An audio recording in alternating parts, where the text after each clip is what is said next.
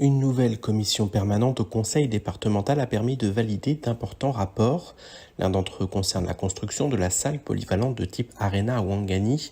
Le projet, estimé à près de 28 millions d'euros, serait livrable en janvier 2026.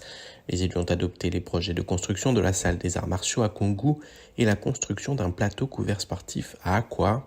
Le département va encore accompagner un projet de maison de santé dans la commune de Mtsangamouji ou créer un service d'accompagnement médico-social pour adultes handicapés.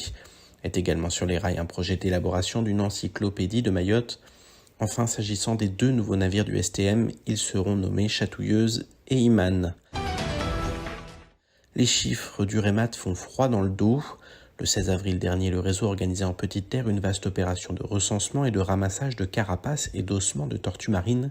345 kilos d'ossements et 9 carapaces ont été retrouvés sur les plages de Petite Terre. Pour compléter ces chiffres, une opération similaire aura lieu en Grande Terre en fin d'année 2022. Cet événement fait suite à des ramassages organisés en 2013, 2015 et 2016 qui avaient permis de recenser plus de 223 carapaces sur une vingtaine de plages du nord-ouest, du sud-est et de Petite Terre. À Mayotte, la principale cause de mortalité des tortues marines reste le braconnage.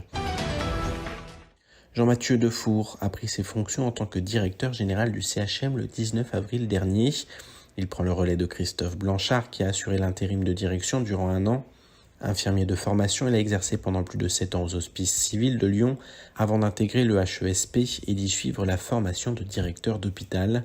Il a occupé durant sa carrière divers postes de direction dans plusieurs établissements et a été notamment le directeur général du centre hospitalier d'Ariège-Couseran et du centre hospitalier de l'Ouest guyanais où il a réalisé notamment la reconstruction de l'établissement qui a été inauguré en septembre 2018. Il a également été expert visiteur pour la Haute Autorité de Santé et a contribué à la certification d'établissements de santé.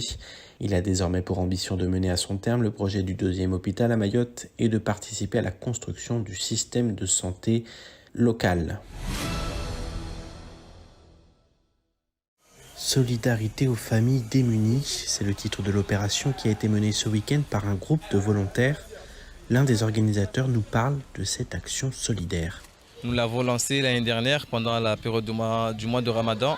Nous avons récolté plus de 1 000 euros et on est venu en aide à une vingtaine de familles. Donc cette année, c'est la 2e édition.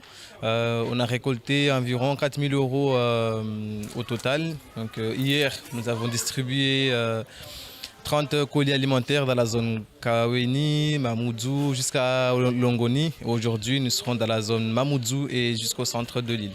90 familles vont bénéficier de ces colis en ce mois sacré de Ramadan, le tout grâce au soutien de la population qui a notamment signalé les familles dans le besoin. L'organisation de tout se passe déjà sur Internet parce que grâce à nos réseaux sociaux, sur Snapchat, Facebook, Instagram, on a publié la cagnotte tous les jours et les gens participaient, partageaient également. Et il y a d'autres personnes qui n'ont pas de carte bancaire qui ont payé en espèces. Ensuite, nous avons lancé un appel à ces personnes-là qui ont contribué de nous donner des familles qui sont en situation difficile, que ce soit handicapées ou avec des familles nombreuses.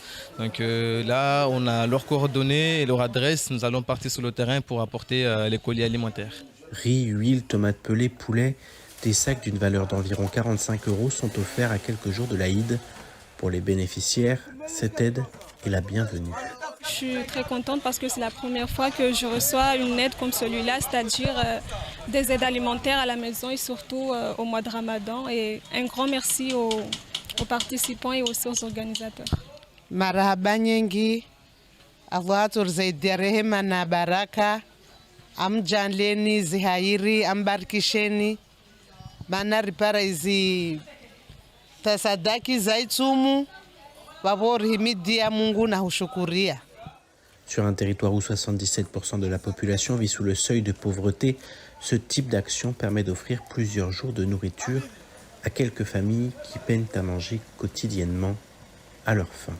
Outremernews.fr, le site de l'actualité Outre-mer, 24 heures sur 24 et 7 jours sur 7. Retrouvez la chaîne Outremer News sur YouTube.